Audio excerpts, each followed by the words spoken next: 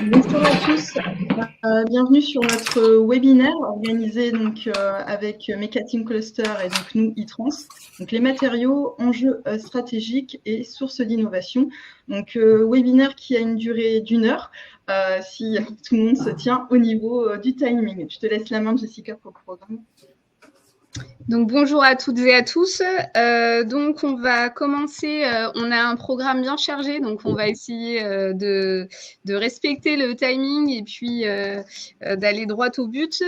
On commencera par une présentation de nos deux structures, Mecateam et e-trans, et puis ensuite vous aurez 6 présentations. Par 6 structures entreprises différentes. Chacun se présentera au moment venu. Et puis, on conclura par un temps de questions-réponses. On privilégie les questions à la fin de la présentation. N'hésitez pas pour les questions à les poster dans l'onglet qui est fait pour ça au niveau questions. Nous, on les voit au fur et à mesure et on y reviendra donc vraiment à la fin. Et vous aurez également un petit sondage. Je vous préviens déjà là-dessus. Préparez vos téléphones pour scanner le QR code. Alors, petite présentation assez succincte de e-trans. Donc, nous, on est le pôle de compétitivité des mobilités décarbonées et connectées. Donc, on est là pour développer la compétitivité des entreprises grâce à l'innovation collaborative. On est présent tant au niveau régional, national et européen. Donc, on accompagne des industriels, ça va de la start-up au grand groupe, tout ce qui est acteurs de la recherche, de la formation, les institutionnels, les territoires, dans le but d'innover et d'arriver à de nouveaux concepts jusqu'à l'industrialisation et la mise sur le marché. On est présent au niveau des filières ferroviaires, automobiles, aéronautiques et en transversale, industrie du futur. Notre offre de services, donc nous, on est vraiment axé sur les projets. On vous accompagne pour mener à bien vos projets d'innovation en vous orientant vers les dispositifs de financement, donc vers les guichets de financement, mais également en vous aidant à monter des consortiums en trouvant vos partenaires. On est également présent au niveau service réseau. Donc, le réseau, c'est développer tout ce qui est vos partenaires, votre réseau, vous faire connaître au niveau de cet écosystème à travers des événements comme celui que l'on peut avoir aujourd'hui, mais aussi des clubs d'intérêt, des groupes de travail où on a pour objectif de vous mettre en relation avec les experts et détecter les besoins et pouvoir y répondre. On a également le service international et européen.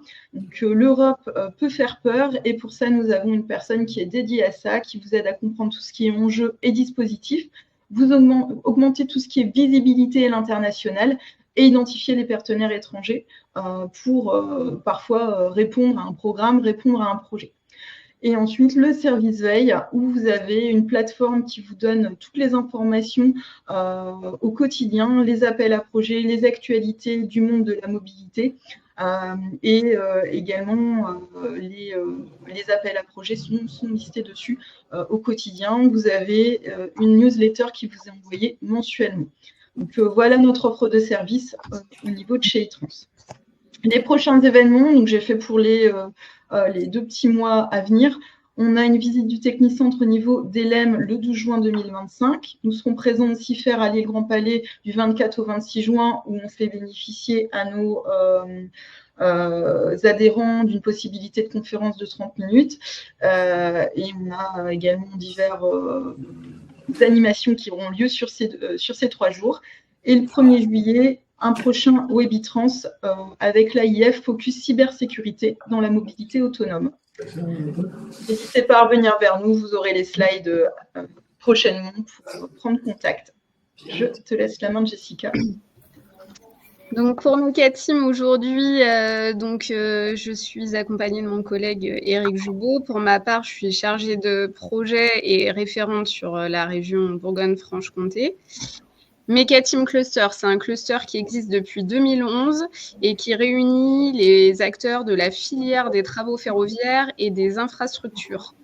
On a aujourd'hui environ 150 adhérents sur le plan national et plutôt proche Europe.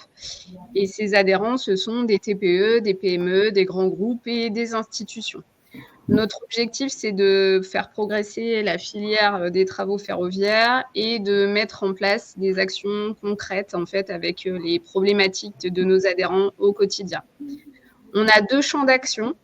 Donc, un premier champ d'action qui est en fait l'animation de la filière et en fait qui mobilise des actions autour de thématiques comme le développement commercial, l'innovation collaborative ou le recrutement et la formation. Ces actions d'animation, elles prennent différentes formes. Donc, on a des missions collectives pour participer à des salons, gagner en visibilité, avoir une mutualisation des coûts.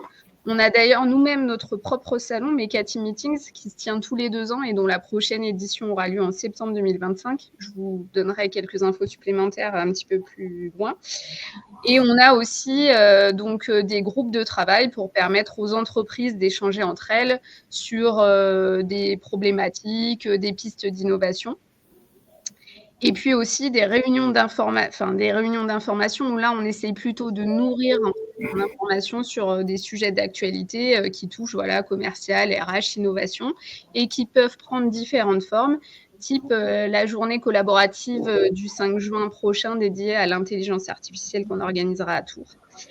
Et puis, notre deuxième type d'action, ce sont les programmes structurants. En fait, la particularité de notre cluster, c'est qu'on a une plateforme en fait à Mont-Solémine en Bourgogne-Franche-Comté, où en fait se trouve l'équipe, le centre de formation, un atelier mutualisé et notamment des voies écoles. Et donc, en fait, Mecateam a mobilisé plusieurs programmes structurants depuis sa création en 2011 qui ont fait appel à des subventions publiques, donc notamment la création du cluster, la création de la plateforme et de l'atelier mutualisé, le campus centre de formation. Et puis, dernièrement, nous travaillons sur ARTT, qui est un projet de voie expérimentale pour les lignes de desserte fine des territoires. Et donc, sur notre plateforme, nous allons tester des nouveaux produits, nouvelles méthodes de travaux pour ces lignes de desserte fine du territoire avec un objectif de démarche environnementale et de réduction des coûts. Eric, je vous laisse la parole. Bonjour, donc l'homologue de Jessica, une pensée de la Touraine, et vous aurez 2 représentants tout à l'heure d'entreprises qui vont faire leur présentation. Alors comme Jessica vous l'a laissé entrevoir, en fait ce qui est parfois peu compréhensible de l'externe, c'est-à-dire que nous ne sommes pas simplement un cluster comme l'agence Ecosphère. Le bureau et nos adhérents nous ont demandé effectivement d'aller un peu plus loin dans la démarche. Donc, on a créé plusieurs sociétés sur lesquelles on est au conseil d'administration. Donc, vous avez un petit graphique sur votre gauche. La SEMSIP, c'est une société d'économie mixte qui nous permet d'acheter et d'investir dans des bâtiments et de manière à être propriétaire d'outils avec des engins de travaux ferroviaires et des voies. À la demande de nos adhérents aussi, on a créé un centre de formation Calliope CFA pour ramener de la compétence dans la filière, notamment sur les métiers de la maintenance des engins. Et comme on se doit d'être neutre vis-à-vis effectivement de nos adhérents, on a créé une autre société qui s'appelle la SAS Atelier, qui gère et qui pilote effectivement les biens qu'on a en propre de manière à ce qu'on n'intervienne nous pas dans la gestion effectivement des sites et qui est un opérateur neutre qui gère les demandes de nos adhérents au sein du site. Voilà, c'est pour ça souvent on parle d'un écosystème. Voilà, c'est vos interlocuteurs de toute manière, que c'est toujours l'agence Ecosphère, mais c'est plus vaste que ça. D'ailleurs, pour information, on l'expliquera un petit peu plus tard, mais on va dupliquer le modèle de Mont-Solémine à Saint-Pierre-des-Corps. Et comme vous le savez, les travaux ferroviaires nécessitent plusieurs millions d'euros, donc c'est des investissements qui sont portés par la SEMSIB et la SAS Atelier. Je passe la main à Jessica. Donc, un peu notre actualité pour les mois à venir. Donc, on est allé jusqu'en septembre 2025. Donc, on aura une mission collective la semaine prochaine. Il y a une délégation Mecha Team Cluster à IF Monster. Et puis, il y aura aussi faire en juin. Mais dans nos événements propres, donc voilà, le 5 juin prochain à Tours, on organise une journée collaborative dédiée à l'intelligence artificielle. Avec donc une partie commune, des ateliers ensuite qui pourraient correspondre aux problématiques de chacun, donc plutôt sur une problématique commerciale, maintenance, réglementation et fidélisation. Et puis, elle se terminera en fin d'après-midi par une conférence qui est donnée par Luc Julia, qui est un personnage assez emblématique de l'intelligence artificielle et assez percutant dans ses propos. Et pour le coup, la journée collaborative est dédiée à nos adhérents, mais cette conférence de fin de journée est ouverte à tous. Il y a un site dédié, donc n'hésitez pas à aller sur le site pour avoir un peu plus d'informations, sinon c'est à votre disposition. Le 1er juillet prochain, en région Bourgogne-Franche-Comté, on fera également une restitution sur une étude qu'on a menée avec le cabinet EY sur un peu l'état des lieux de la filière ferroviaire dans notre région, les perspectives avec les grands projets, des chiffres sur les investissements et puis les répercussions que tout ça peut avoir sur les entreprises de la région. Et puis, gros événement pour nous, en septembre, donc notre salon professionnel sur notre plateforme à Mont-Soleil-Mines en région Bourgogne-Franche-Comté, avec la particularité pour ceux qui ne connaissent pas, ce salon qui se déroule en extérieur. En fait, les entreprises y viennent avec des engins pour beaucoup, et donc vous pouvez assister aux démonstrations d'engins. Et voilà, c'est un peu notre événement incontournable et puis qui prend de l'ampleur et on a vraiment hâte de tous vous retrouver pour cet événement. Et puis donc comme on vous le disait un petit peu avant, donc voilà, nos 2 gros programmes structurants, ARTT, cette voie expérimentale, et puis la duplication du modèle qui est aujourd'hui présente en région Bourgogne-Franche-Comté, en centre Val-de-Loire. Voilà, Saint-Pierre-des-Corps, hein, c'est écrit Tours, mais c'est Saint-Pierre-des-Corps. Pour ceux qui connaissent le nœud ferroviaire, c'est plus logique. Hein, voilà, mais voilà. Voilà. Juste une petite slide, vous la retrouverez comme ça quand la présentation vous sera envoyée, où on vous redonne un peu les coordonnées et les missions de chacun dans l'équipe pour que vous ayez le bon interlocuteur si vous avez des questions. Et puis nos réseaux de communication pour suivre l'actualité et éventuellement avoir un peu plus d'infos sur des événements à venir dont on vous a parlé. On va pouvoir à présent attaquer le contenu de ce webinaire. Je vais laisser la parole à Mylène Lagardère pour IMT Nord Europe. Oui, bonjour à tous, vous m'entendez bien? Mylène, je vous laisserai faire défiler vos slides. Oui, c'est bon. Oui, merci beaucoup. On vous entend très bien. Donc, bonjour à tous et ravie d'avoir été invitée aujourd'hui pour vous présenter un petit peu l'état d'avancement des recherches, l'état actuel de ce que l'on fait à IMT Nord Europe. Donc, IMT Nord Europe, vous connaissez l'école d'ingénieurs à Douai. Donc, moi, je suis professeure sur les procédés de mise en œuvre des matériaux composites et je vais essayer d'évoquer différentes thématiques de recherche dans lesquelles je suis plus ou moins impliquée, soit totalement, soit très loin, de façon très lointaine. Voilà. Donc l'IMT Nord Europe, pour présenter en 2 slides, il y a 3 missions, bien sûr, la formation d'ingénieurs, la recherche et le transfert de technologie et l'innovation. Et en fait, tout ce que l'on fait en recherche ruisselle du côté de la formation, c'est très lié et je pourrais l'évoquer aussi au cours de cette courte présentation. J'appartiens au département, ce qu'on appelle ici les séries, les centres d'enseignement de recherche et d'innovation, matériaux et procédés, qui vont s'intéresser à 3 domaines de l'industrie. Tout d'abord les polymères, ensuite les composites et également tous les matériaux du génie civil.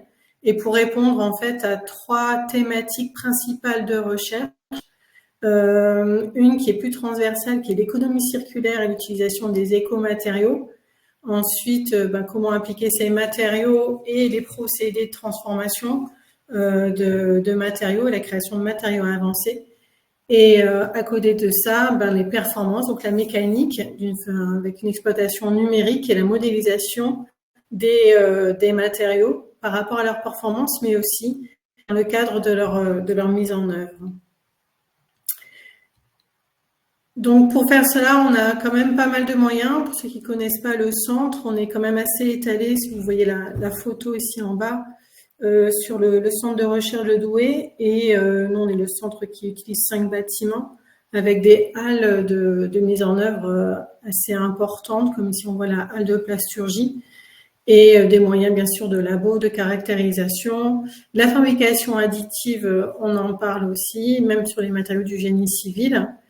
Et à côté de ça, on a aussi les moyens numériques pour répondre aux différentes thématiques que j'ai évoquées juste avant. Donc aujourd'hui, je vais très vite, j'espère que ça vous va. Je vais vraiment, on ne pourra pas rentrer dans les détails de ce que l'on fait, mais je voulais illustrer quelques thématiques de recherche et surtout lancer les mots-clés et les domaines d'application de ces thématiques de recherche. On pourra y revenir pendant la phase de questions à la fin de cette séance. Donc une première thématique qui prend énormément d'ampleur chez nous, c'est tout ce qui va avoir attrait aux thématiques autour des structures intelligentes et de la maintenance prédictive. Donc pour voir un peu quelle est la durabilité des structures, donc on rentre aussi dans cette thématique économie circulaire, durabilité, pour faire de la maintenance prédictive, de la rendre plus efficace, mais aussi d'avoir des matériaux plus intelligents. Et aujourd'hui, je vais l'illustrer autour des composites instrumentés et d'un second sujet sur les piezo-PLA. Donc, un slide à peu près par thématique, donc ça va très, très vite. On travaille avec, sur les composites, sur l'intégration de capteurs. Alors, les composites, pour nous, c'est des matériaux fibreux, certains d'entre vous connaissent très bien, donc réalisés en strates qui nous permettent d'intégrer des capteurs à l'intérieur des structures.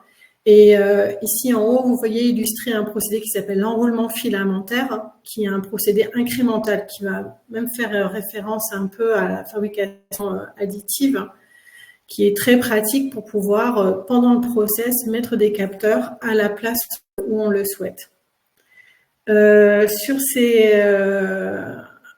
On travaille aussi sur l'enroulement filamentaire par rapport à la thématique stockage d'hydrogène, qui est au centre de nos attentions sur la partie mécanique actuellement. Donc, ces capteurs à l'intérieur vont me permettre de récupérer pas mal d'informations sur la thermique, sur la mécanique, donc sur la santé d'une structure, d'un matériau dans son environnement. Mais en fait, ce capteur va avoir aussi un impact direct sur la structure parce que c'est un corps étranger. Donc, il va modifier lui-même le comportement de la structure. Et c'est ce qu'on a regardé jusqu'à présent et de voir en fait que selon la direction d'imprégnation, donc là, vous voyez le capteur, c'est une fibre optique au sein des fibres, soit dans le sens des fibres, soit dans un sens transverse aux fibres, on n'aura pas du tout la même microstructure d'intégration, ce qui va créer un impact sur les performances de la pièce. Et si l'on regarde seulement les colonnes bleues ici, on voit que selon le schéma d'intégration, on peut avoir une dégradation ici de la contrainte à rupture.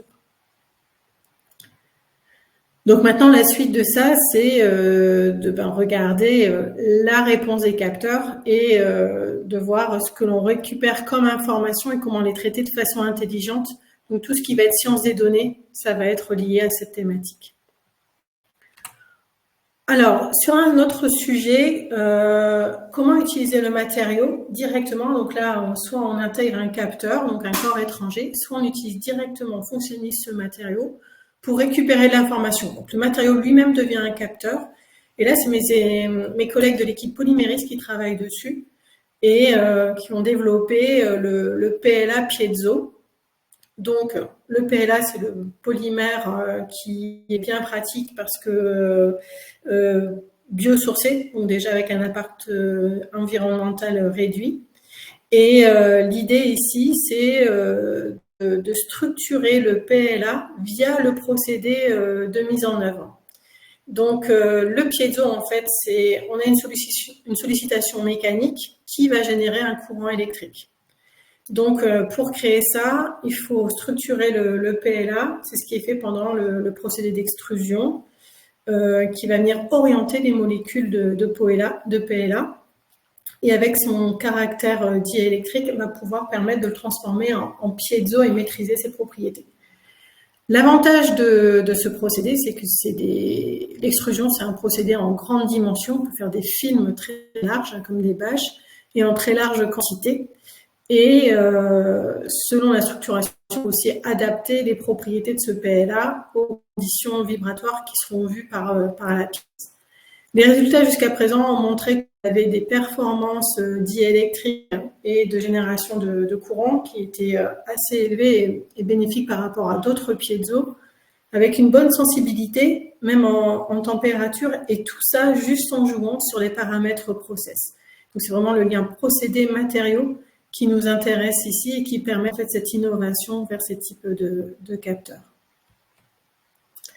Je change de sujet pour aller vers peut-être un sujet, j'ai vu ça dans le programme qui va faire écho, la fabrication additive. Alors je l'étends même ici dans ce titre à d'autres termes qui sont par exemple la surimpression. Donc la surimpression, c'est utiliser la fabrication additive, mais déjà sur un support, par exemple un composite structurel, sur lequel on va venir surimprimer une fonction complémentaire.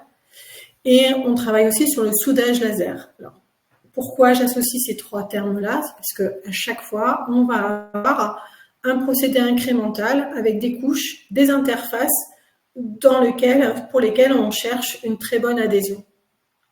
Et cette thématique, on l'aborde de façon expérimentale, qui est illustrée ici sur la gauche de la slide, mais aussi d'une façon numérique. Donc, c'est-à-dire produire des échantillons, les caractériser, mais aussi comprendre les phénomènes de diffusion des molécules aux interfaces pour après pouvoir prendre les paramètres macro du procédé, c'est-à-dire les vitesses de dépose, les températures appliquées, et contrôler en fait ce qui se passe réellement aux interfaces et arriver jusqu'à la performance de ces interfaces. Donc là, on en est sur la troisième thèse sur cette thématique du soudage et de la fabrication additive qu'on applique aujourd'hui à la surimpression.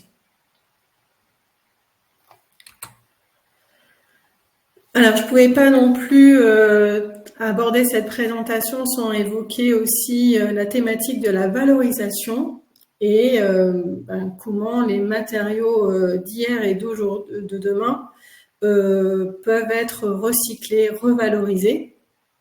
Et je me permets de citer un projet qui vient de commencer qui s'appelle le CAP 3R.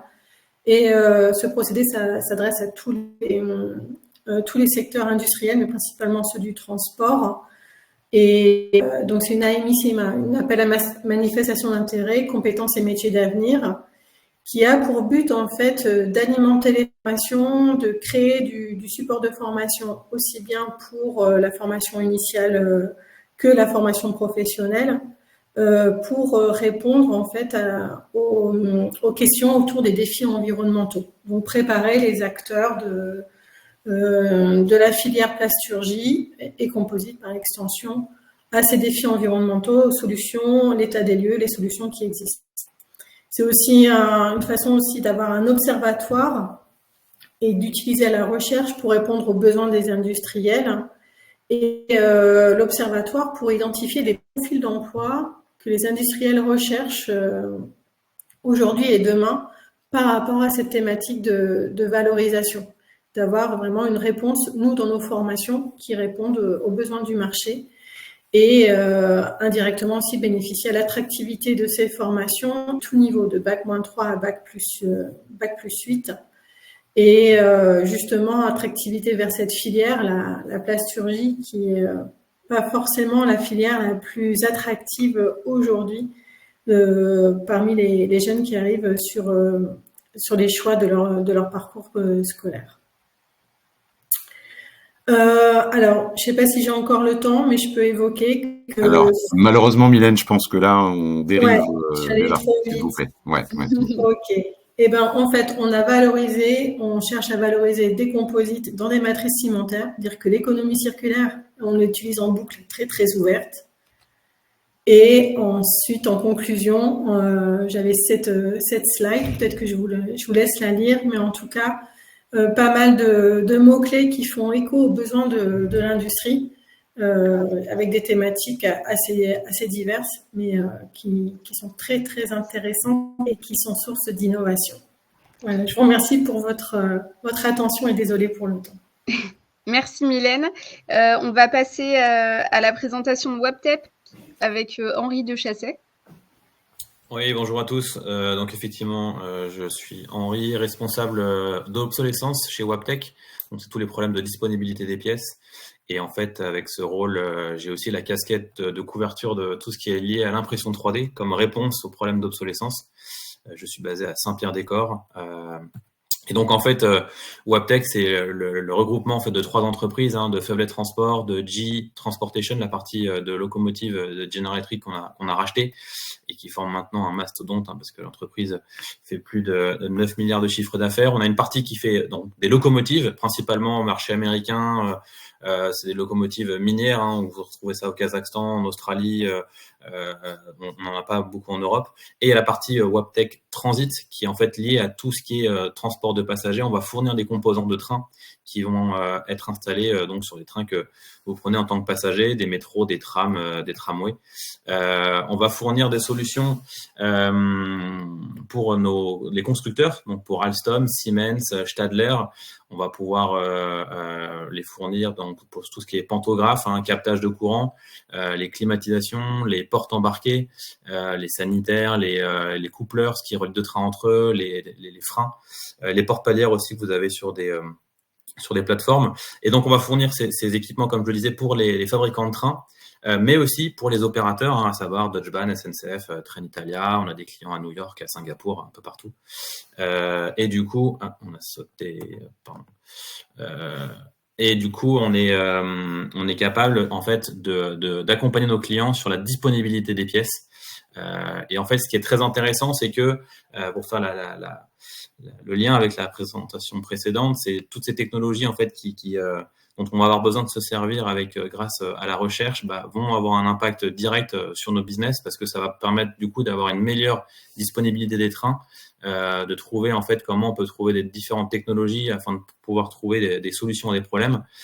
Faut savoir que dans le ferroviaire, on a des trains qui roulent pendant assez longtemps, entre 40 et 50 ans. On a des clients maintenant qui nous demandent d'étendre la durée de vie des trains ou du matériel roulant. Et du coup, il y a une contrainte, c'est qu'en fait, au début, quand on fabrique un train, tout se passe bien, mais plus le train vieillit, moins il y a de pièces disponibles parce que le fournisseur initial n'existe plus, la fonderie n'existe plus, n'a plus les moules. Et du coup, vous voyez, il y a un gap entre la courbe rouge et la courbe verte. La courbe verte, c'est le besoin en fait du client, et la courbe rouge, c'est la disponibilité des pièces. Et du coup, l'impression 3D peut être une solution relativement intéressante pour pallier à des problèmes. Donc, on est basé à Saint-Pierre-des-Corps pour notre centre d'impression 3D. On a 43 sites WebTech en Europe, mais on a basé notre centre d'impression 3D à Saint-Pierre-des-Corps, où on est capable d'imprimer du métal, de l'acier, de l'aluminium, des inconels, mais aussi du plastique, des nylons, des plastiques feu fumé. Pour les connaisseurs, on est capable de monter à des requis feu fumé HL3 R1, donc c'est les requis les plus élevés en termes de plastique, qui était vraiment une contrainte pour nous dans le ferroviaire, c'était de pouvoir en fait avoir des matériaux imprimables qui correspondent à ces normes feu fumé. Et vous voyez, on travaille déjà avec pas mal de clients assez connus. On a déjà plus de 45 000 pièces embarquées sur des trains, et je mets vraiment embarquées, je parle pas d'outillage là, vraiment des pièces qui sont déjà en train de rouler sur des trains. Et voilà, on est capable d'accompagner nos clients sur différents type de problème, soit faire du design, soit faire de l'impression 3D si c'est ce qui est demandé. On peut faire du support à la validation et la certification des pièces parce qu'on connaît très bien le secteur ferroviaire. Et on est capable aussi de garantir les pièces pendant 24 mois. On a voulu en fait axer ces moyens pour réduire les problèmes chez nos clients. On en a 3 vraiment importants. C'est réduire une problématique d'urgence. En fait, un train qui rentre dans un dépôt et en fait une pièce qui est manquante mais qui est nécessaire pour libérer le train, ça pose vraiment des gros problèmes chez nos clients. L'obsolescence, je ne sais pas si vous savez, mais dans le secteur ferroviaire, on a en gros 10% des fichiers 3D de nos pièces. Donc, c'est un gros frein pour pouvoir adopter cette technologie et du coup, réduire des problèmes d'obsolescence. Et le troisième, c'est réduire les stocks. En fait, cette technologie, vu qu'on n'a pas de moule, nous intéresse relativement bien parce que on va pas avoir des minimums de quantité comme une fonderie, notamment sur des pièces métal. On peut fournir 1, 2, 3, 10 pièces si c'est le besoin et pas 30 à 40 alors que le besoin est de 7 pièces par exemple. Et derrière, il y en a d'autres qui sont relativement intéressants. Fabrication plutôt locale, on peut réduire le poids. On va faire l'agrégation de fonctions et on a découvert aussi que les performances des pièces étaient parfois bien meilleures. Donc, si je passe un peu sur des exemples, sur les nouveaux trains, voilà une pièce de pantographe. Aujourd'hui, on avait une petite vanne sur des panteaux Faiveley noirs que vous voyez. En fait, on avait un problème, c'est quand l'été très froid et l'été très chaud, et l'hiver très froid, la petite membrane grise que vous voyez dans la vanne noire là séchait. Du coup, on a dû remettre un signal pneumatique sur cette membrane pour la maintenir en fonction. Le B nous a fait un beau projet avec un réservoir tampon, il y a plein de tuyaux, c'était pas forcément très simple. Et l'impression 3D nous a permis de combiner donc 17 pièces en une seule. Et du coup, maintenant, l'élément, il est imprimé en 3 pièces. On n'achète plus même la vanne dans le commerce, on l'imprime nous-mêmes. Et du coup, on a réduit des problèmes de fiabilité des pantographes qui maintenant sont beaucoup plus fiables. On a réduit le poids de la pièce que le BE avait designée et on l'a mis en service sans aucun souci. On a aussi, pour aller très vite, parce qu'on n'a pas beaucoup de temps, mais je vais focaliser encore sur d'autres problèmes, plutôt dans l'obsolescence cette fois et dans le parti opération. Voilà, un client qui nous appelle sur un coupleur. On a des petits flaps pour la couverture des connecteurs électroniques et en fait, il en avait cassé un suite à un impact avec une voiture ou alors c'était une ligne de production qui était arrêtée. Et voilà, ce genre de pièces, c'est très très compliqué à faire en fonderie parce qu'une fonderie vous en fera jamais une. En usinage, pourquoi pas, mais vous voyez les copeaux là, vous allez en faire une sacrée quantité. L'impression 3D nous permet du coup de répondre à un besoin relativement rapidement. On a fourni des pièces en 3 semaines. On n'est pas passé par un moule et derrière notre client du coup a eu la pièce, on l'a certifiée, elle a été qualifiée et il a pu avoir la pièce relativement rapidement pour remettre du coup son tram en service. On a aussi des optimisations sur des circuits électroniques et là l'impression 3D est relativement intéressante parce qu'elle vous libère beaucoup au niveau des formes et notamment sur des échangeurs thermiques de cartes électroniques.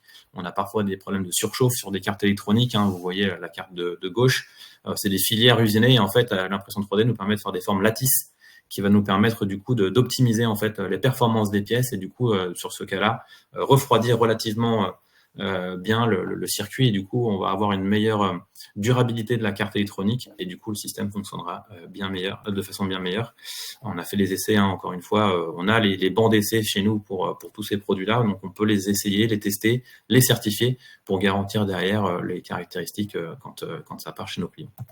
Le dernier exemple, c'est un matériau qu'on a développé avec une start-up qui est un matériau feu fumé et diélectrique. Qui est à base de poudre, donc il n'y a pas de support, un PPP, et relativement intéressant donc, pour tout ce qui est connectique. Et en plus, pour le matériau feu fumé, on arrive à ce matériau un requis HL3, R22, R23, donc voilà, qui nous permettait de faire des connecteurs. C'est un vrai sujet aujourd'hui, l'électronique pour les systèmes embarqués. Voilà, on a pu faire des petits couvercles de capteurs, de connecteurs grâce à cette technologie. Voilà, j'ai été à mon avis, à 2 secondes près dans le timing. Parfait, oui, parfait. Quelle maîtrise. Très bien, merci beaucoup. On va enchaîner avec la société TETMET qui nous est présentée par Nicolas Chénier. Et n'hésitez pas à poser des questions dans l'onglet questions, on y répondra tout à la fin.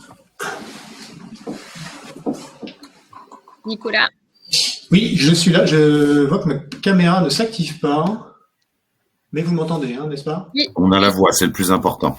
Ok, très bien. Alors écoutez, nous ferons malheureusement sans caméra, c'est dommage, j'avais des choses à vous montrer, mais apparemment ça ne veut pas. Hop, c'est moi qui passe les slides. Oui.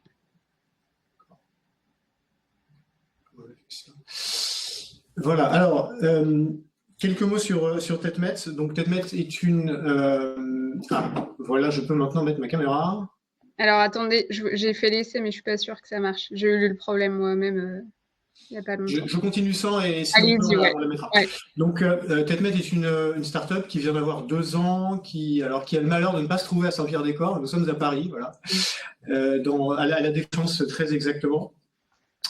Chez TETMET, notre activité, c'est de faire alors j'ai entendu le mot lattice tout à l'heure, donc j'étais très content. Donc nous faisons des lattices, nous faisons des treillis.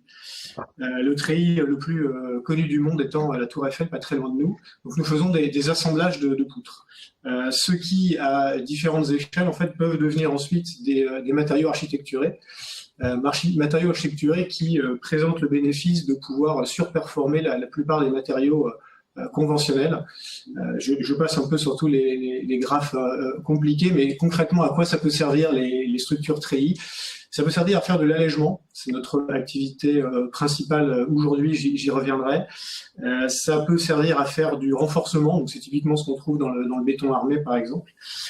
Plus intéressant, ça peut servir à faire de la dissipation d'énergie, donc notamment du crash, c'est ce qu'on a démarré à faire aujourd'hui dans l'automobile. Les structures treillis, on en trouve également dans la structure des eaux, sur vous-même donc. Et puis d'autres choses un peu plus exotiques, on peut faire un coefficient de poisson négatif, on peut faire du contrôle vibratoire, on peut faire du contrôle thermique également, selon l'architecture qu'on va donner au treillis. Notre activité aujourd'hui, c'est principalement l'allègement, et notre valeur ajoutée, c'est qu'on a développé un moyen de production et un logiciel pour pouvoir faire des treillis à l'échelle industrielle. Donc, alors vous voyez déjà un premier exemple sur la photo ici. Très concrètement, on a 2 choses. On a d'abord un plugin pour des logiciels CAD existants qui nous permet de designer des treillis optimisés, puisque en l'absence de moyens de production, il n'y avait pas de software vraiment disponible sur le marché.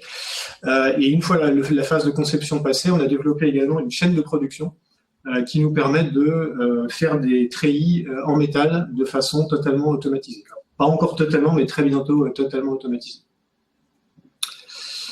Alors donc sur le volet robotique, donc on utilise une robotique standard. Aujourd'hui c'est ABB et également Panasonic, mais on peut travailler avec tout type de robot. Donc la solution est complètement agnostique. Le bénéfice de procéder de cette façon, c'est que c'est relativement une solution à bas coût, puisque les robots sont disponibles sur étagère et ne sont pas des machines spéciales faites exprès pour nous. On utilise également un matériau de base qui est extrêmement simple, qui est du fil d'acier qu'on trouve partout à des prix extrêmement abordables. Et enfin, comme on utilise de la soudure laser, on utilise extrêmement peu d'énergie dans le procédé. Et vous voyez ici, même si l'image n'a pas l'air très bonne, mais vous voyez un peu un point de comparaison avec différentes méthodes de fabrication additives ou autres, où la consommation énergétique pour notre procédé à SLM est à peu près un ordre de grandeur, voire plusieurs ordres de grandeur en dessous. Sur le volet logiciel, donc LDS pour Lattice Design Suite, qui est en fait un logiciel qui permet de transformer des volumes existants, donc des parties, des pièces existantes, dans des treillis en extrudant différentes formes. Aujourd'hui, c'est un plugin qui est disponible pour Autodesk Fusion 360. Dans le futur, il y aura également des développements sur Creo, sur CATIA, notamment pour le monde de l'automobile. Donc vraiment les 2 volets, à la fois le logiciel et puis la fabrication. Alors, je vais maintenant vous montrer une vidéo assez rapidement, si ça fonctionne. Les vidéos, c'était par YouTube et du coup, je pense que ça ne sera pas accessible. Donc ça ne fonctionnera pas, mais je vous enverrai le lien un petit peu plus tard pour la vidéo. Alors moi, je l'enverrai dans le compte rendu. Un compte rendu sera envoyé à tous les participants et je l'enverrai comme ça, vous pourrez tous le visionner. Très bien. Donc, en tout cas, vous aurez le lien après. La vidéo vous illustrera le procédé qui consiste en fait donc à positionner la tige de métal, à la souder avec un laser, tirer le fil, couper avec le même laser, se repositionner, souder, tirer, couper, et ainsi de suite, et ainsi de suite. Aujourd'hui, sans multiplexage, aujourd'hui avec des robots 6 axes qui ont liberté de mouvement totale, ce qui nous permet de faire à peu près toutes les géométries possibles.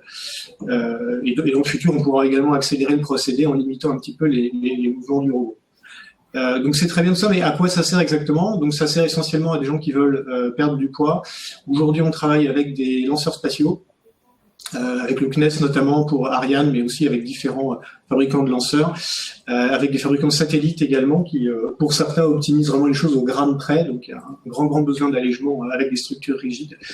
On a quelques activités également dans le monde de la défense et de l'aviation ayant des temps de certification très longs. On sait que c'est un marché qu'on va adresser sur le plus long terme.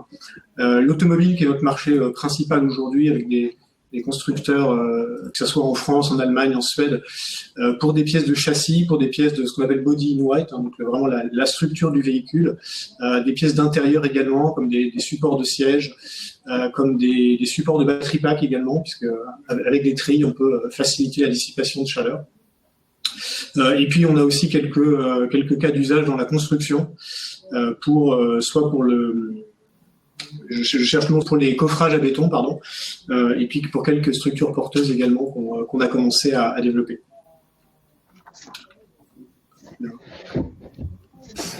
Voilà. Donc les bénéfices de travailler avec nous, aujourd'hui, à notre connaissance, et je pense qu'on est assez sûr de nous là-dessus, il n'y a pas d'alternative pour faire des treillis de grande taille en métal.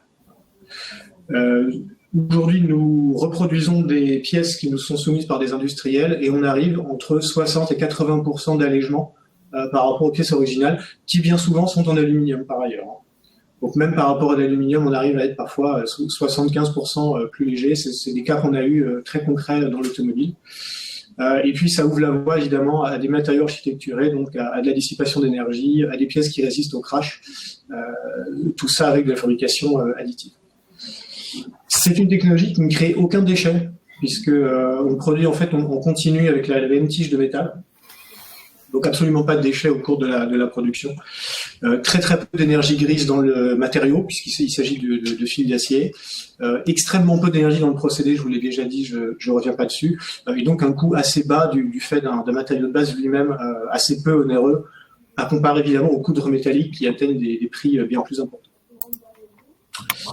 Donc un matériau qu'on trouve partout, des robots, des robots agnostiques, c'est-à-dire on peut travailler vraiment avec tout type de robots, y compris les robots très peu chers, et donc vous pouvez acheter tous les composants de notre chaîne de production sur étagère en Europe. Donc voilà, ça évite un certain nombre de coûts et un certain nombre de délais également. Voilà quelques cas d'usage additionnels. Je vois que le truc est un petit peu coupé sur la droite, mais je vous les détaille. Donc on a fait des structures secondaires pour les satellites notamment. On a fait des panneaux solaires extrêmement légers. Nous avons fait ce qui s'appelle un adaptateur de charge utile pour un lanceur spatial. Donc là on arrive à être à peu près 55% plus léger quand même que de l'aluminium avant optimisation. On a fait des pièces de structure pour des véhicules électriques légers. Et puis d'autres pièces de structure pour des véhicules thermiques beaucoup plus lourds. Voilà. Donc vraiment en automobile, et je pense dans le rail aussi, on a vraiment beaucoup de cas d'usage possibles et pas vraiment de limitation de ce point de vue.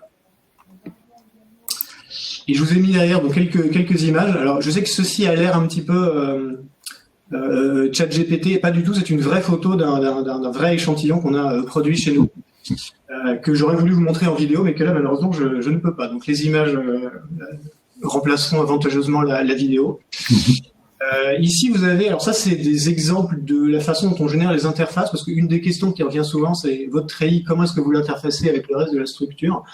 On peut souder directement sur des feuilles de métal, qui, entre parenthèses, permet également de les rigidifier. Donc, un autre cas d'usage intéressant, vous allez avoir des feuilles de métal plus fines, mais rigidifiées grâce à un treillis.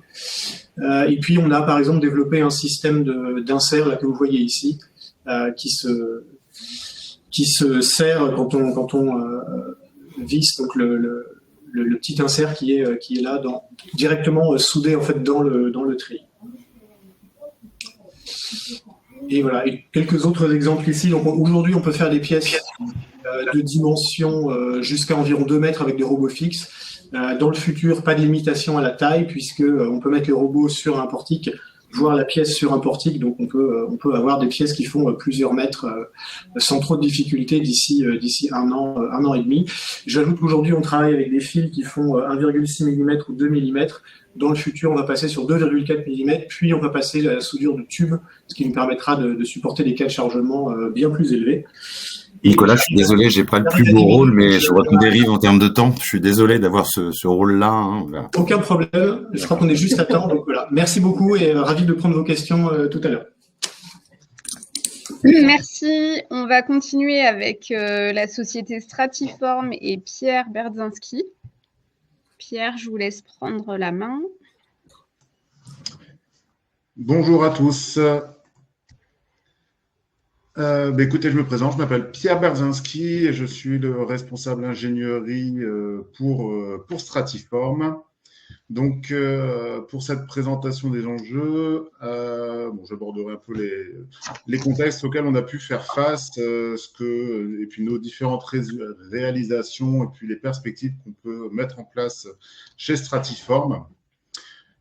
Avant tout, légère représentation pour ceux qui n'ont peut-être pas encore entendu parler de nous. Stratiform, nous sommes une PME dans un groupe et aujourd'hui, nous sommes basés sur les Hauts-de-France et nous sommes concepteurs, fabricants et on qualifie nos pièces en composite, notamment pour les secteurs différents, les principaux qui sont le ferroviaire et la défense. Donc une PME de plus de 60 ans et aujourd'hui on est à peu près 120 collaborateurs à travailler. Avec une partie qu'on nomme Technoform, qui est donc mon ingénierie, et sous cette marque on regroupe un bureau d'études, une 3D Factory et un laboratoire d'essai. Donc une équipe R&D pluridisciplinaire pour travailler tout sur ces enjeux stratégiques. Aujourd'hui, notre R&D innovation, elle s'inscrit dans un contexte où donc on est extrêmement investi dans la mobilité, donc aussi bien ferroviaire, défense, naval également. Cette mobilité, on voit là, en cours de transformation et on recherche de la légèreté. On en a déjà parlé. Et notamment avec les projets de diminuer les consommations électriques sur matériel roulant, il y a des projets hydrogène, des consommations de batteries qui sont là. Aujourd'hui, le composite, c'est très ancien. Il y a aussi une transition écologique qui se fait, aussi bien dans ses matériaux que sa transformation. Des challenges technico-économiques. Donc aujourd'hui, il faut toujours rester compétitif et surtout des temps de développement à raccourcir. Qui s'inscrivent dans un cadre toujours normatif et sécuritaire, surtout sur la partie ferroviaire. Donc aujourd'hui, pourquoi explorer ces nouveaux matériaux ? Les axes principaux, c'est avant tout l'allègement, avec aussi bien depuis maintenant une bonne quinzaine d'années, des sujets où on a pu faire des transformations de structures acier en composite et même aluminium composite. Ce qui nous a permis de travailler dans les composites, le matériau des verres, le carbone, les aramides. Il y a également des avantages sur la durabilité, la maintenance, eu égard au fait que les composites vont avoir de meilleurs comportements vis-à-vis de la corrosion, de l'usure, en fonction des cas d'usage. Et des impacts environnementaux qui sont à réduire et qui aident à alléger. Et du point de vue sécurité, aujourd'hui, les composites comme la partie fabrication additive permettent de répondre à ces critères-là, donc à des cahiers des charges existants. Donc, des nouvelles solutions pour être à la fois plus performants et durables.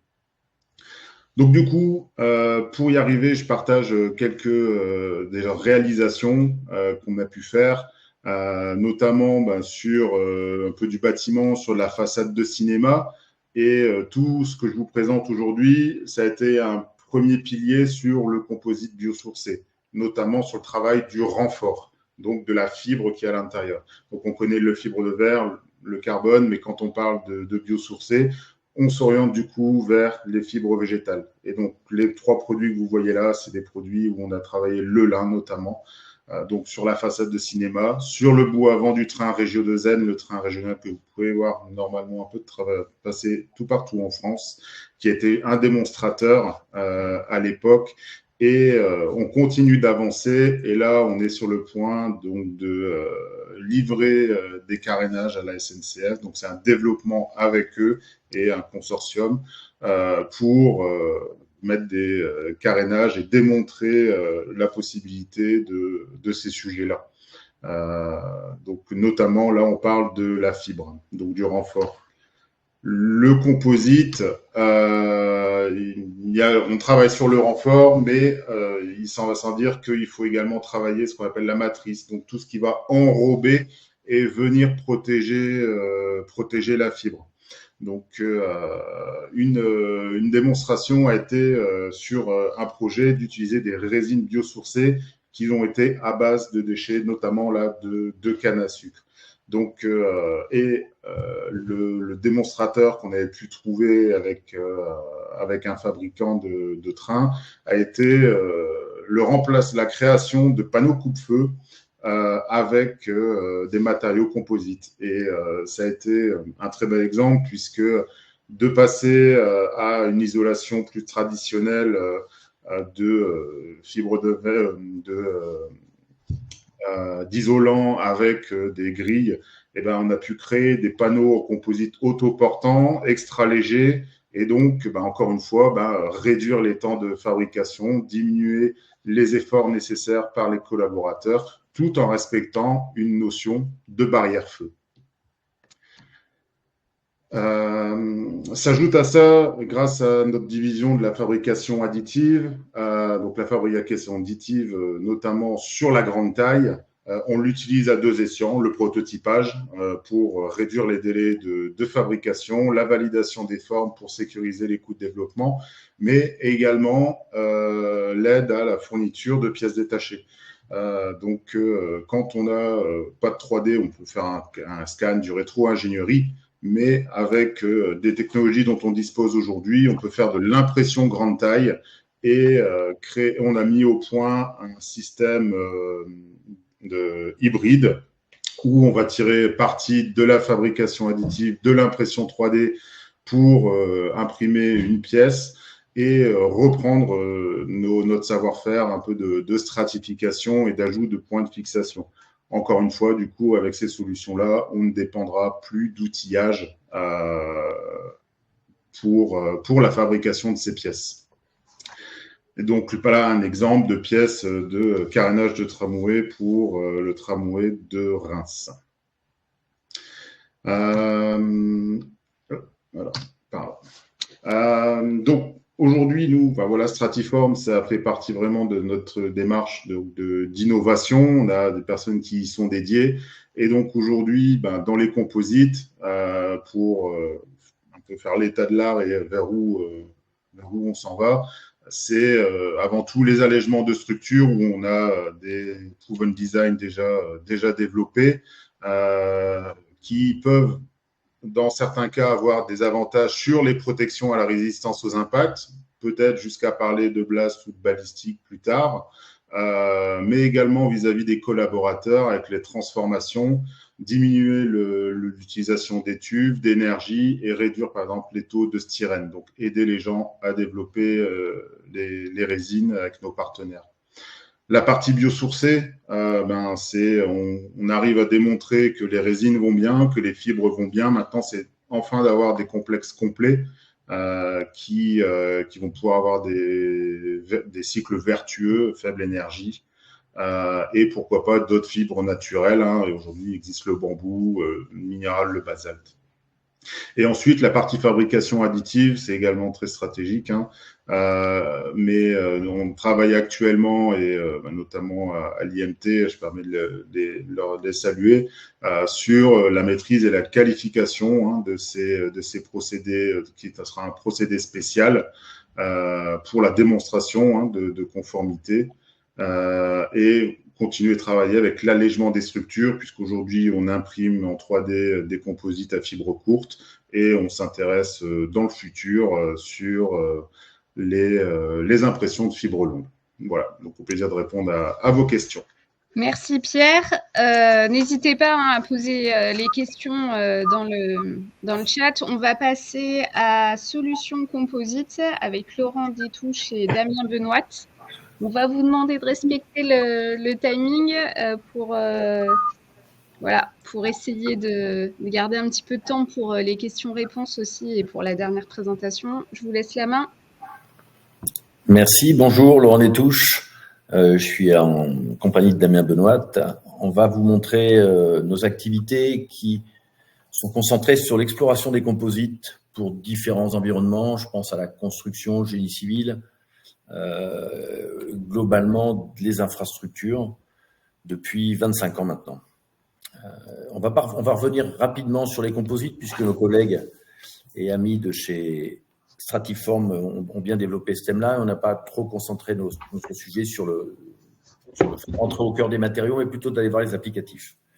Vous saluerez Pierre-Guy Leblond de notre part. On est dans le club composite plus 20 avec lui depuis quelques dizaines d'années maintenant. Il vous salue, il vous salue. Il me salue aussi et c'est gentil. Bon, je voulais revenir quand même sur ces propriétés ciblées en fonction des exigences du cahier des charges. Ça, c'est pas de la magie, mais c'est quand même ce qui nous fait vibrer. D'être capable d'agencer de choisir des pièces, des architectures de pièces, des orientations de fibres, des sélections de fibres, des combinaisons entre eux, et cette matrice et ces choix de matrice qui nous donnent une cuisine avec une infinité de possibilités aujourd'hui. C'est vraiment la magie de notre métier et ce qui en fait tout l'intérêt.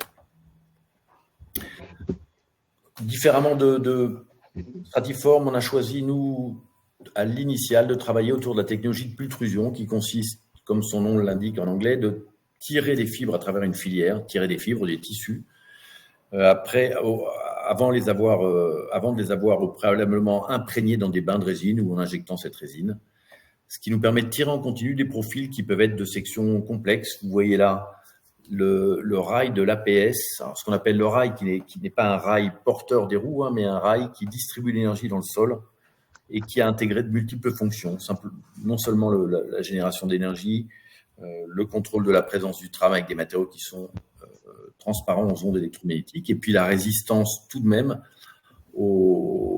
à la mécanique de la voirie, puisqu'il y a des camions qui peuvent traverser ces voies, des voitures toute l'année. Voilà. Une autre technologie chez nous, le moulage à basse pression, qui permet, alors là on est directement non pas en concurrence, mais sur des technologies un peu similaires à celles que Stratiform déploie, puisque dans des grands moules, on est capable de faire des pièces de train. Ou d'autres pièces, évidemment. Les avantages de nos matériaux pour les infrastructures. Alors, notre mission, oui, c'est considérablement focalisé ces dernières années sur la construction durable. On a vraiment la prétention, et on a beaucoup d'arguments à l'appui, de proposer sur le marché, donc de concevoir, de proposer et de déployer sur site des infrastructures durables. Pourquoi ? Donc, on réduit l'échantillonnage de matière, on va se concentrer là sur des produits renforcés par de la fibre de verre, des résines thermodurcissables principalement, qui nous génèrent des matériaux très résistants mécaniquement et néanmoins très légers, complètement exempts de risques à la corrosion ou à l'eau, avec des propriétés d'isolation électrique, d'isolation thermique qui sont aussi très avantageuses pour nos clients. Et globalement, des solutions qui seront durables. Et je veux parler par là non seulement de leur poids, de leur faible poids carbone par rapport aux autres solutions déployées sur site, mais aussi de leur faible impact sur la biodiversité et sur l'eau. Ces avantages, on l'illustre là avec une traversée de voie très simple où des matériaux dits traditionnels, je pense au bois, l'acier surtout, très utilisés dans les infrastructures ferroviaires, vieillissent assez mal. Et nous, on est sur des matériaux qu'on a déjà depuis... Alors, on existe depuis 27 ans, mais les principaux partenaires avec lesquels on travaille ont des infrastructures qui sont maintenant, depuis 60 ans dehors, toujours en usage. Un petit exemple ici. Alors, quand on parle de transport, on va loin quand on parle de transport et d'environnement durable. On a mis au point et on est lauréat du CEREMA avec des passerelles dites en encorbellement. Donc, des petites passerelles légères qu'on accroche sur les infrastructures génie civil existantes pour traverser les voies. les fleuves, enfin, tout ce qui peut être traversé. Et nombreuses sont les applications, puisque toutes les villes veulent se mettre au vélo. Plutôt que de recréer des structures ab initio, on a choisi de développer ces structures qu'on accroche en encorbellement ou sous l'existant. Et là, vous avez un petit comparatif sur une passerelle où récemment, on a fait une analyse complète du dit ACV. Et vous voyez, les chiffres sont assez éloquents, hein, quand on parle de poids carbone de la structure. On est notablement en deçà du béton et de l'acier. Quelques exemples de réalisation, un petit clin d'œil, un petit focus sur notre bâtiment, un bâtiment qui est une première mondiale avec une structure complète en composite. Vous la voyez derrière moi, du sol au plafond, des murs, tout est fait en matériaux de synthèse. Un projet qui nous tient à cœur et qui connaît un beau développement, c'est Réhausse de quai, ces quais complets réalisés en composite, où là, on va se battre directement contre le béton et produire et déployer sur site en quelques jours des quais pour accélérer cette transition vers la mobilité sur voie ferrée. Il nous faut des infrastructures souvent plus longues, qui accueillent plus de public. Et ces réalisations sont faites dans des sites contraints, puisqu'il y a du trafic à assurer. Donc l'accès n'est pas toujours simple. Et un exemple récent sur une gare où on a rehaussé les quais de 40 cm avec 35 kg de matériaux, où les technologies traditionnelles sont plutôt à 900 kg de matériaux en grave et en béton. Alors, je ne vous développe pas tout le gain en termes de transport de matériaux sur site, en termes de vitesse d'intervention, puisque nous, chaque jour, chaque soir, on remet en service un bout de quai. Voilà des solutions qu'on appelle durables. Des quais relevables aussi que vous voyez là, qui peuvent paraître un petit peu. Laurent, je suis désolé, je sens la passion là, mais vous êtes gentil, mais vous nous avez tout mangé. Alors je vais continuer.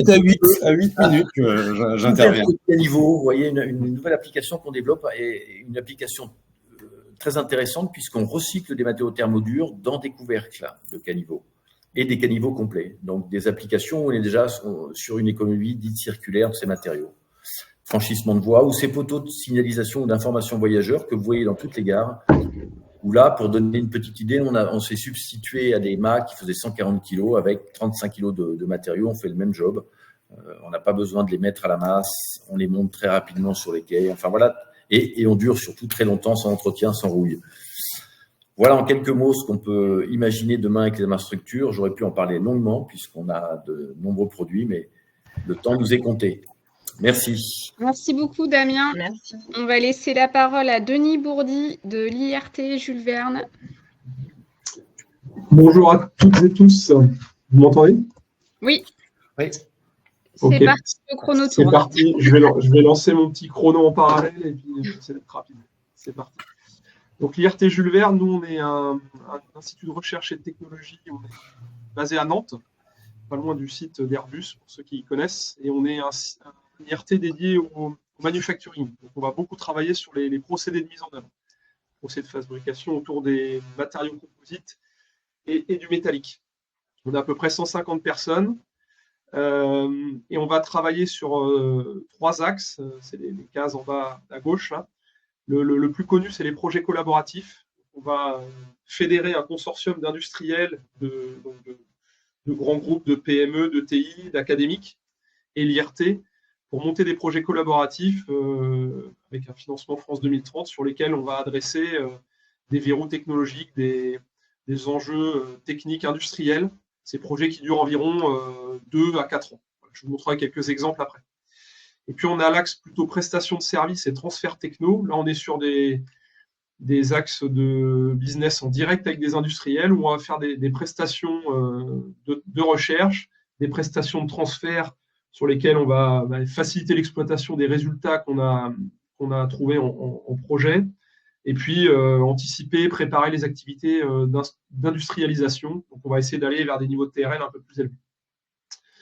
On a aussi un bâtiment avec 4000 m² de halles technologiques où on va retrouver vraiment des pièces échelle 1 et des moyens industriels qu'on va retrouver chez nos partenaires industriels. C'est vraiment une halle technique, on ne fait pas du coupon, on peut en faire, mais on est vraiment sur des démonstrateurs plutôt et des POC échelons. Voilà. Donc pour ceux qui auront l'occasion de venir nous visiter ou qui sont déjà venus, c'est assez illustré dans nos nefs. Les équipes, elles s'organisent autour de 5 domaines d'expertise. Donc le gros de la troupe est réparti sur ces 5 équipes d'expertise. Il y a environ 85 personnes. On retrouve au centre les 2 équipes procédés, donc l'équipe procédés matériaux composites, une vingtaine de personnes, qui va travailler sur beaucoup de choses autour de l'optimisation des préformes, de l'assemblage par soudage sur le thermoplastique, des procédés de formage. Voilà, donc je vous illustrerai un petit peu après des réalisations concrètes, donc je ne vais pas m'étaler.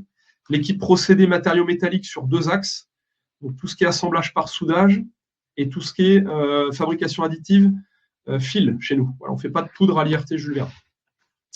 Et puis autour de ces 2 équipes procédés, on a 3 équipes qui interagissent avec ces 2 équipes-là. On a une équipe modélisation et simulation. On a une belle force de frappe avec environ un peu plus d'une quinzaine de personnes, où là, on va être capable de modéliser à la fois les procédés de fabrication, les pièces, forcément, beaucoup de travaux autour de la thermique aussi, la thermique des outillages.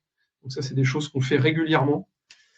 On a une équipe robotique et cobotique, une grosse équipe à l'IRT, parce que souvent dans les projets collaboratifs, on va nous demander de robotiser, d'automatiser certaines opérations, d'interagir dans les milieux industriels. Donc ça, c'est vraiment une équipe qui est en support j'ai envie de dire, de presque toutes les autres.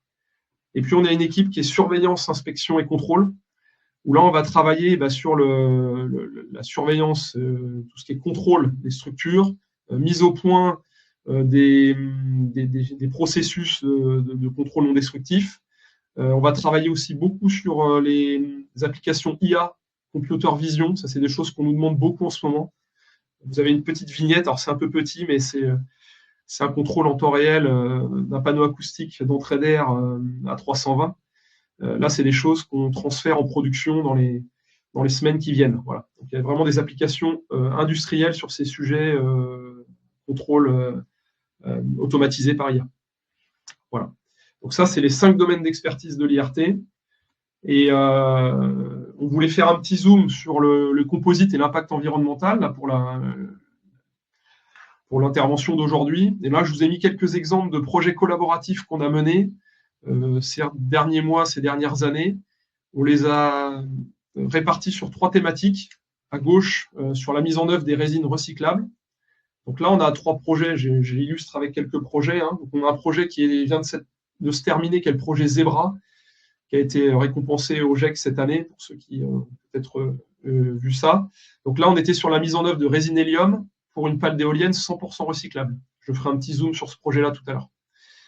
Le projet Magic qui est en cours. Donc là, on est plutôt sur l'optimisation d'un couple résine hélium procédé avec toute la chaîne numérique autour sur la simulation de l'infusion et la détection des défauts pendant la mise en œuvre du procédé. On a un gros axe monitoring du procédé à l'IRT. Et puis, on a le projet européen Carbo for Power, où là, on a développé plutôt la mise en œuvre de matériaux à base de résine vitrimaire. Donc là, ça a été un développement assez conséquent autour des résines vitrimaires. Voilà.